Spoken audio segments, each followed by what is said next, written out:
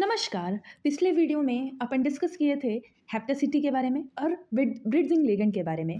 आज कुछ और एग्जांपल और साथ साथ 18 इलेक्ट्रॉन रूल के बारे में डेप्थ में डिस्कस करेंगे। ओके, तो सबसे पहले कुछ और भी एग्जांपल देखते हैं। जैसे यहाँ पे आप देख सकते हो कि टाइटेनियम जो है यहाँ पे रिंग से जुड़ा हुआ है, इधर भी रिंग है, इधर भी रिंग है और इधर भी रिंग है। आप यहाँ पे देखो, यहाँ पे क्या है कि ये जो पूरा कंजुगेशन में पूरी रिंग है, तो टाइटेनियम जो है ये पूरे रिंग से ही अटैच्ड है। तो हो क्या रहा है कि इसका ईटा क्या हो जाएगा, 5 हो जाएगा। जितने नंबर ऑफ इन कार्बन इस केस में होते हैं उतने नंबर क्या हो जाएगी, हेप्टेसिटी हो जाएगी। इस केस में क्या है, सिर्फ एक कार्बन से जुड़ा हुआ है। इस केस में ऐसे अंदर के साइड में नहीं देखे, यहाँ पे दिया हुआ है, यहाँ पे सिर्फ एक कार्बन से अटैच्ड है, तो इसको क्या, इसकी हेप्टेसिटी क्या हो जाएगी, 1 हो जाएगी। यहाँ पे भी सेम केस है, एक कार्बन से जुड़ा हुआ है तो हेप्टेसिटी 1 हो जाएगी। यहाँ पे भी पांचों कार्बन से जुड़ा हुआ है तो इसकी हेप्टेसिटी 5 हो जाएगी।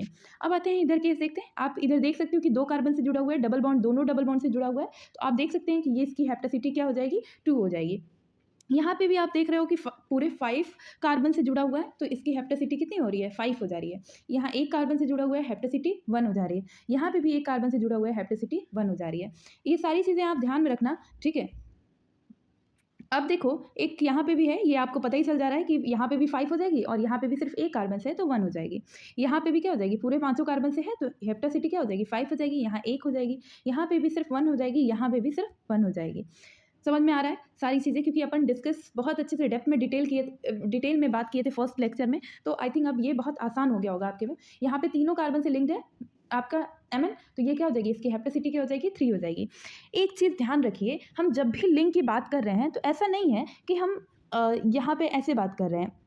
आप देख रहे हो कि ये कार्बन, ये पूरे एक कंपाउंड, मतलब कि जैसे यहाँ पे ये है, ये ऐसे है, तो ये तीनों से क्या हो रहा है कि लिंक्ड कर रहा है। आपका मैग्नीशियम तीनों से लिंक्ड कर रहा है, ठीक है। तो इसकी हेप्टेसिटी 3 हो रही है, ठीक है। मैं बताना क्या चाह रही हूँ आप समझिएगा, क्योंकि इसकी यहाँ पे भी हेप्टेसिटी 3 हो रही है, इसकी अलग हेप्टेसिटी है, इसकी अलग हेप्टेसिटी है। ऐसा नहीं है कि आप इसको इसको सारे को काउंट करके आप हेप्टेसिटी दोगे। आप देखो कि हम जब एक पूरे यहाँ पे CH3 यहाँ पे हमने बताया, तो यहाँ पे सिर्फ इसकी बात कर रहे हैं तब हेप्टेसिटी 3 हो रही है।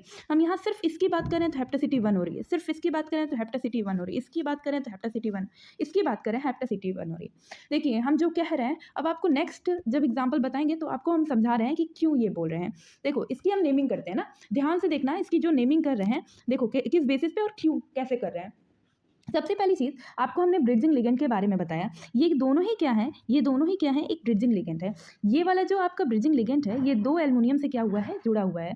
2 एल्युमिनियम से जुड़ा हुआ है, ये एक ब्रिड्जिंग लिगेंड हो गया। ये दूसरा ब्रिड्जिंग लिगेंड हो गया, ये भी 2 एल्युमिनियम से जुड़ा हुआ है। तो आप ब्रिड्जिंग लिगेंड को किससे रिप्रेजेंट करते थे, म्यू से रिप्रेजेंट करते थे, और एक ब्रिड्जिंग लिगेंड 2 मेटल से जुड़ा हुआ है, इसलिए 2, ठीक है। तो आप देखो इसकी नेमिंग कैसे करोगे, आप सबसे पहले मेटल लिखोगे। मेटल कितने हैं, 2 हैं, तो 2Al2। फिर आप देख रहे हो कि म्यू, म्यू कैसे 2 हो जा रहा है, क्योंकि ये 2 मेटल से जुड़ा हुआ है, एक ब्रिड्जिंग लिगेंड 2 मेटल से जुड़ा हुआ है। तो आप क्या लिखोगे, μ2CH3। और कितने ब्रिड्जिंग लिगेंड है, 2 हैं, एक ये है एक ये है, तो क्या हो जाएगा, होल ट्वाइस, ठीक है। अब देखो आप देख सकते हो कि आप ये चीज़ ध्यान दो, आप ये यहाँ से ध्यान दो कि आपका ये जो मेटल एटम है, ये जो आपका मेटल एटम है, इसमें क्या है कि हर की जो CH3 जुड़ा हुआ है, इसकी भी हेप्टेसिटी क्या है, 1 है, इसकी भी हेप्टेसिटी क्या है, 1 है, इसकी भी हेप्टेसिटी क्या है, 1 है, क्योंकि एक मेटल से सिर्फ जुड़ा हुआ है, इसकी भी हेप्टेसिटी 1 है। तो होगा क्या कि जो CH3 का 4 CH3 हैं, तो ये 4 CH3 की हेप्टेसिटी क्या हो जाएगी, 1 हो जाएगी। तो नेम कैसे देंगे, सबसे पहले मेटल एटम देंगे, फिर उसके बाद से ब्रिड्जिंग लिगेंड का नाम लिखेंगे। ब्रिड्जिंग लिगेंड 2 है और दोनों कितने मेटल एटम से जुड़े हुए हैं, 2 मेटल एटम से जुड़े हुए हैं। आप देख सकते हो ये 2 मेटल से ये दोनों ही जुड़े हुए हैं, तो 2 मेटल से जुड़े हुए हैं, इसकी वजह से इसकी म्यू कितना हो जा रहा है, μ2 हो जा रहा है, ठीक है। तो μ2 हो जा रहा है, ठीक है। इसको हम एक बार और अच्छे से समझा देते हैं, ये बहुत इंपॉर्टेंट है। नेमिंग कैसे करते हैं, देखो सबसे पहली चीज़ क्या बोले हमने कि ये 2 ब्रिड्जिंग लिगेंड है, 2 ब्रिड्जिंग लिगेंड है, इसलिए हम क्या कर रहे हैं, होल ट्वाइस कर रहे हैं। अब 2 मेटल से जुड़ा हुआ है इसलिए μ2 जोड़ रहे हैं, 2 मेटल हैं इसलिए Al2 लिख रहे हैं, और एक जो है आपका जो लिगेंड्स हैं वो एक मेटल से जुड़े हुए हैं, एक लिगेंड एक मेटल से, एक लिगेंड एक मेटल से, एक लिगेंड एक मेटल से। तो हेप्टेसिटी कितनी हो जा रही है, 1 हो जा रही है, और CH3 कितने हैं, 4 है, मतलब चारों CH3 की हेप्टेसिटी कितनी है, 1 है। और ब्रिड्जिंग लिगेंड की कितने हैं, 2 हैं, और कितनों से मेटल से जुड़े हुए हैं, 2 से, तो ये 2 हो जा रही है। ओवरऑल आई थिंक आपको ये नेमिंग समझ में आ गई होगी, कैसे नेमिंग, सबसे पहले मेटल लिखते हैं, फिर ब्रिड्जिंग लिगेंड लिखते हैं, और फिर जो ऐसे लिगेंड होते हैं जो हेप्टेसिटी 1 के साथ या हेप्टेसिटी 2 के साथ जुड़े होते हैं उनका नाम लिखते हैं, ठीक है। ये नेमिंग समझ लेना बहुत इंपॉर्टेंट है। अब आते हैं 18 इलेक्ट्रॉन रूल। गाइस ये इंपॉर्टेंट है, ये इसका आई थिंक बोल सकते हैं बैकबोन है इस चैप्टर का। देखो 18 इलेक्ट्रॉन रूल जो है आपको समझना होगा। हम कुछ कुछ चीज़ें आपको बता रहे हैं, ध्यान दीजिएगा। जैसे अगर हम ट्रांजिशन मेटल की बात करें, ठीक है, अगर हम ट्रांजिशन मेटल की बात कर रहे हैं, जैसे आप जब पीरियोडिक टेबल वाला चैप्टर पढ़ते हो क्लास 11 का, तो आप देखते हो कि स्टेबिलिटी तभी आती है जब वो ऑक्टेट रूल फॉलो करते हैं। इसी तरीके से किसी और की, जैसे ट्रांजिशन मेटल की स्टेबिलिटी तब आती है जब वो 18 इलेक्ट्रॉन रूल फॉलो करते हैं, मतलब उनकी क्या हो जाती है, 18 इलेक्ट्रॉन कंप्लीट होता है, तो वो क्या होते हैं कि वो स्टेबल हो जाते हैं। तो ट्रांजिशन मेटल के लिए स्टेबिलिटी 18 इलेक्ट्रॉन रूल है। इसी तरीके से अगर हम स्क्वायर प्लानर कॉम्प्लेक्सेस की बात करें, तो इनके लिए 16 इलेक्ट्रॉन रूल कंप्लीट होगा, मतलब 16 इलेक्ट्रॉन कंप्लीट होगा, तो ये क्या हो जाएंगे, स्टेबल हो जाएंगे।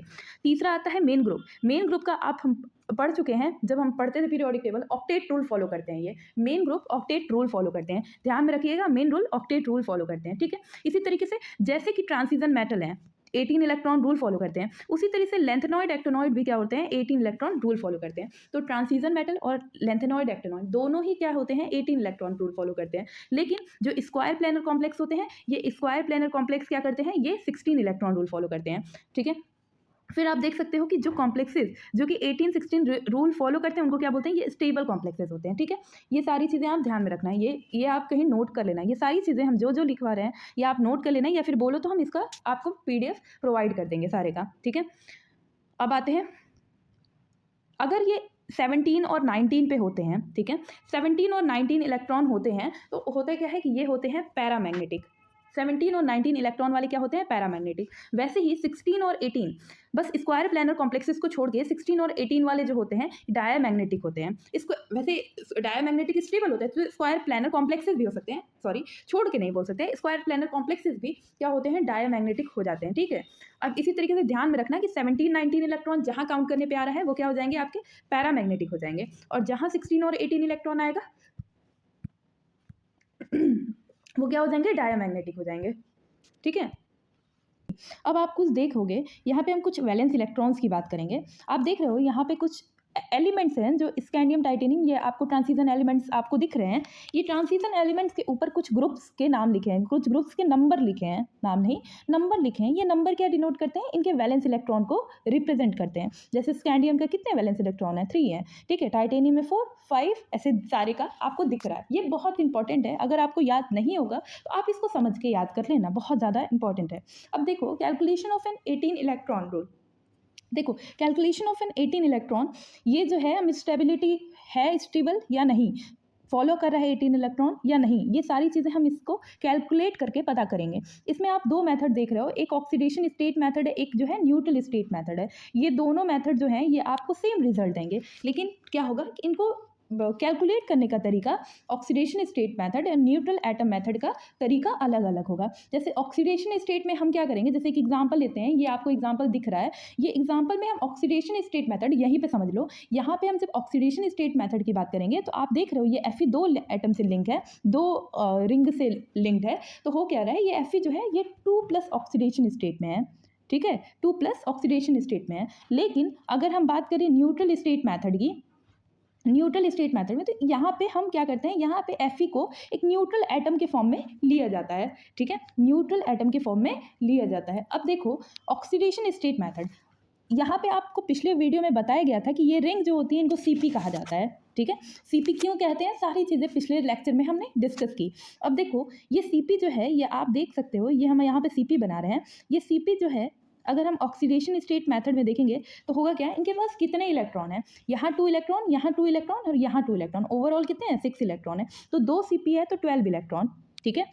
अब जो Fe के जो है Fe डबल स्टेट में है, ऐसे इसका होता है 3d6 4s2, ठीक है। अब Fe जो है 2 सेकेंड ऑक्सीडेशन स्टेट में है, तो 4s2 खत्म हो जाएगा और बचेगा क्या, 3d6, तो 6 इलेक्ट्रॉन, तो ओवरऑल कितने आएगा, 18 इलेक्ट्रॉन। आई थिंक ये सारी चीज़ें आपको क्लियर हो रही हैं, कोई बहुत ज़्यादा डिफिकल्ट नहीं है, ठीक है। मैं फिर से एक बार बता देती हूँ वैसे इसमें कैसे कैलकुलेशन करते हैं, ठीक है। देखो इसके पास आपको पता चल गया किस तरीके से 6 इलेक्ट्रॉन है, मैंने स्ट्रक्चर बनाया, मैंने बताया कि किस तरीके से इसके में 6 इलेक्ट्रॉन है, तो 2 है CP, 2 दिख रही है CP, ये 12 हो जाएंगी। Fe के क्या हो जाएगा कि Fe जो है सेकंड ऑक्सीडेशन स्टेट में, तो 6 इलेक्ट्रॉन हो जाएंगे, ठीक है। ओवरऑल क्या हो जाएगा, ये 18 इलेक्ट्रॉन रूल को फॉलो कर रहा है। अब आते हैं न्यूट्रल एटम मेथड से कैसे हम कैलकुलेशन करते हैं, ये इंपॉर्टेंट है और यही मोस्टली हम मेरा यूज़ करने का तरीका ये न्यूट्रल एटम मेथड है। वैसे तो किसी से भी आप करोगे निकल जाएगा रिजल्ट, ठीक है। तो न्यूट्रल एटम मेथड में क्या होता है कि Cp के पास 5 कार्बन है, ये पांचों से लिंक्ड है, तो ये क्या हो जाएगा 5 हो जाएगा, और 5 से 2 Cp हैं तो 10 इलेक्ट्रॉन्स हो जाएंगे। ठीक है, इस तरीके से करते हैं। ये 5 कार्बन से लिंक्ड है तो होगा क्या कि ये जो है Cp जो हो जाएंगे 2 Cp हैं तो 10 इलेक्ट्रॉन। और इसके आउटर मोस्ट, क्योंकि यहाँ पे हम न्यूट्रल एटम की बात कर रहे हैं, तो आउटर मोस्ट इलेक्ट्रॉन में 8 इलेक्ट्रॉन है, तो ओवरऑल कितने हो जाएंगे 18 हो जाएंगे। चलो कुछ और एग्जाम्पल लेते हैं तब और अच्छे से क्लियर होगा। जैसे हम MnCO5, ये CO कोबाल्ट नहीं है, ये CO कार्बन मोनोऑक्साइड है। ठीक है, यहाँ पे 5 कार्बन मोनोऑक्साइड है, याद रखना है। या फिर हम ऑक्सीडेशन स्टेट मेथड की बात करें या न्यूट्रल एटम मेथड की बात करें, इन दोनों में ये कितना ही देता है, 2 इलेक्ट्रॉन ही देता है, दोनों जगह पे 2 इलेक्ट्रॉन देता है। तो 5 CO है तो होगा क्या 10 इलेक्ट्रॉन होगा, 5 मल्टीप्लाई कर देंगे इसमें। ठीक है, तो होगा क्या ये 5 हो जाएगा। ठीक, अब देखो ये क्या हो जाएगा कि ये 10 हो गया, क्योंकि ये 5 है, 2 इलेक्ट्रॉन दे रहा है, तो ओवरऑल क्या हो जाएगा 10 हो जाएगा। अब आप देखना कि जब हम ऑक्सीडेशन स्टेट मेथड की बात करते हैं तो एक CH3 2 इलेक्ट्रॉन देती है, वही न्यूट्रल स्टेट मेथड की बात करते हैं तो एक CH3 1 इलेक्ट्रॉन देती है। ठीक है, मैग्नीज इसी तरीके से ये फर्स्ट ऑक्सीडेशन स्टेट में है तो होगा क्या 6 इलेक्ट्रॉन, क्योंकि इसका आउटर मोस्ट इलेक्ट्रॉन कितने होते हैं 3d6 4s1 होते हैं। अब ये फर्स्ट ऑक्सीडेशन स्टेट में है तो ये क्या हो जाएगा 1 हट जाएगा, और बचेगा कितना 6 इलेक्ट्रॉन बचेंगे, ये 6 इलेक्ट्रॉन बचेंगे। ठीक है, ये 6 इलेक्ट्रॉन, ओके समझ में आ रहा है। आउटर मोस्ट इलेक्ट्रॉन के एक इलेक्ट्रॉन, वेट, ये आउटर मोस्ट इलेक्ट्रॉन का एक इलेक्ट्रॉन बस निकलेगा, क्योंकि ये फर्स्ट ऑक्सीडेशन स्टेट में है, तो ओवरऑल कितने हो जाएंगे 6 इलेक्ट्रॉन। तो हो क्या जाएगा ओवरऑल कैलकुलेशन के बाद 18 इलेक्ट्रॉन। अब इधर देखते हैं, इधर क्या है कि 5 CO है, यहाँ पे भी क्या दे रहे हैं एक CO 2 इलेक्ट्रॉन दे रहा है, तो ओवरऑल कितने हो जाएंगे 10 इलेक्ट्रॉन हो जाएंगे। यहाँ पे एक CH3 कितने इलेक्ट्रॉन देती है, सिर्फ 1 इलेक्ट्रॉन देती है। Mn जो है इनका टोटल देखेंगे, कोई ऑक्सीडेशन स्टेट में नहीं, तो 7, ओवरऑल कितने हो जाएंगे 18। अब देखो यहाँ पे बहुत सारे एग्जाम्पल हैं, देखिए इसमें क्वेश्चन पूछा है कि सबसे maximum which of the following complex follow the, इसमें 18 इलेक्ट्रॉन रूल कौन फॉलो कर रहा है। अब देखो यहीं से डायरेक्ट कैलकुलेशन करो। Fe जो होता है, अगर आप देखो 2 तरीके का मेथड हमने पढ़ा, एक मेथड पढ़ा हमने ऑक्सीडेशन स्टेट मेथड, एक जो है न्यूट्रल स्टेट मेथड। चलो हम न्यूट्रल स्टेट मेथड को फॉलो करके देखते हैं। अब देखो यहाँ पे 2 CO है, CO कितना देता है 2 इलेक्ट्रॉन देता है, ओवरऑल कितने हैं 2 हैं, तो हो कितना जाएगा 4 इलेक्ट्रॉन हो जाएगा। Fe क्या है, हम देखते हैं कि जब हम न्यूट्रल स्टेट मेथड की बात करते हैं, न्यूट्रल एटम मेथड की, तो हम ओवरऑल ऑक्सीडेशन मतलब ओवरऑल वैलेंस इलेक्ट्रॉन लेते हैं, तो Fe के पास कितने होते हैं 8 इलेक्ट्रॉन होते हैं। Cp उसमें कितना होता है 5 देता है। यहाँ पे आप देखे हो कि Cp कितना दे रहा है, इस केस में 5 दे रहा है, लेकिन यहाँ पे जब हम ऑक्सीडेशन स्टेट की बात करेंगे तो Cp कितना देता है 6 देता है। ठीक है, तो यहाँ पे हमारा क्या हो जाएगा 5 हो जाएगा, तो 5 + 8 + 4 17, ये नहीं फॉलो कर रहा है। दूसरा आते हैं, यहाँ पे भी क्या हो जाएगा 5 हो जाएगा। मॉलिब्डेनम, देखो मॉलिब्डेनम के यहाँ देखो, मॉलिब्डेनम के आउटर मोस्ट इलेक्ट्रॉन पे कितने हैं 6 है, तो 6 ये वैलेंस हो गया, 6 वैलेंस। और ये CO क्या है कार्बन मोनोऑक्साइड, कितने देगा 3 है, तो 2 देगा, तो 3 × 2 6, ये भी 17 हो जाएगा, ये भी नहीं फॉलो करेगा। अब आते हैं ये Cp2 CO, ये CO ये कार्बन मोनोऑक्साइड नहीं है भाई, ये कार्बन मोनोऑक्साइड नहीं है, ये ऐसे है, ये CO है। ठीक है, ये कोबाल्ट है, तो कोबाल्ट का आप देख सकते हो, कोबाल्ट में आप आउटर मोस्ट इलेक्ट्रॉन देखोगे 9 होते हैं। ठीक है, या वैलेंस इलेक्ट्रॉन जिसको बोलते हैं 9 होते हैं, तो यहाँ पे क्या हो जाएगा ये 9 है। ठीक है, वेट, ये 9 हो गया। ठीक है, तो ये 9 हो गया, और Cp जो है एक Cp कितना देता है 5, तो 2 Cp कितना देगा 10, ओवरऑल क्या हो जाएगा 19।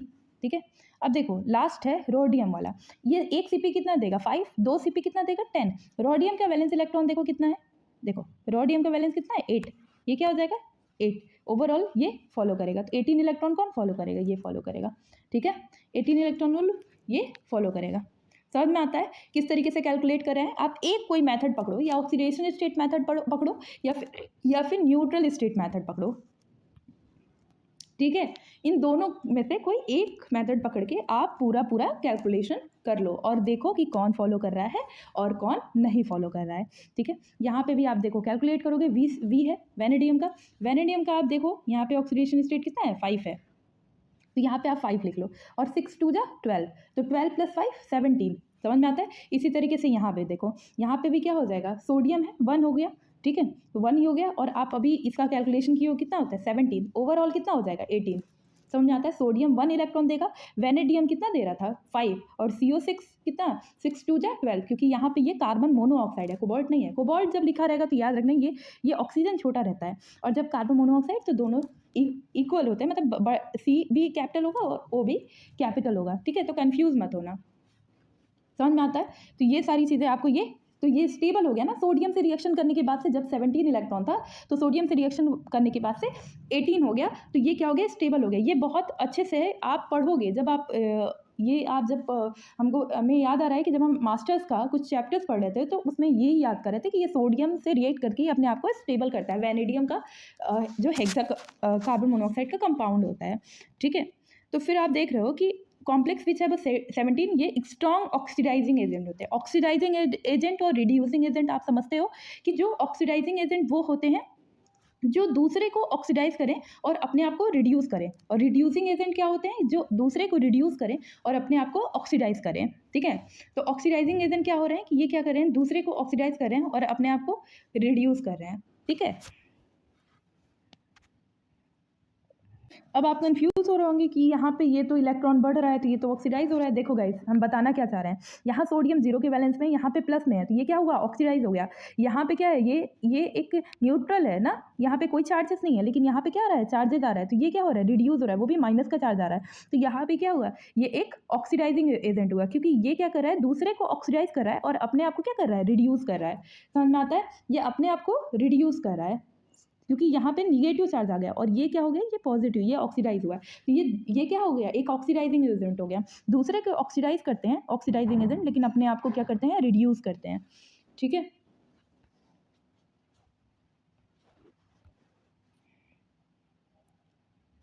अब आते हैं कुछ और भी एग्जाम्पल देख सकते हो आप। यहाँ पे भी देखो 19 था, ये O2 से रिएक्ट करके ये क्या किया है, ये 18 इलेक्ट्रॉन में कन्वर्ट हो गया, क्योंकि यहाँ पे क्या हुआ है, ये एक तरीके से आप देख रहे हो कॉम्प्लेक्स विच है 19 इलेक्ट्रॉन, इनके पास क्या है, 19 इलेक्ट्रॉन है। देखो कैसे 19 है, 5 2 10, 5, एक सीपी के पास 5 इलेक्ट्रॉन होते हैं, 2 सीपी के पास क्या हो जाएंगे, 10 होंगे। और ये क्या है, CO है, कोबाल्ट है, तो 10 के पास, कोबाल्ट के पास कितने इलेक्ट्रॉन होते हैं, 9 इलेक्ट्रॉन होते हैं, ठीक है। तो ओवरऑल कितने हो जाएंगे, 19 इलेक्ट्रॉन हो जाएंगे। समझ में आता है, सारी चीज़ें ऊपर डिस्कस कर लिया है, इसीलिए इतना फास्ट कर रहे हैं, ठीक है।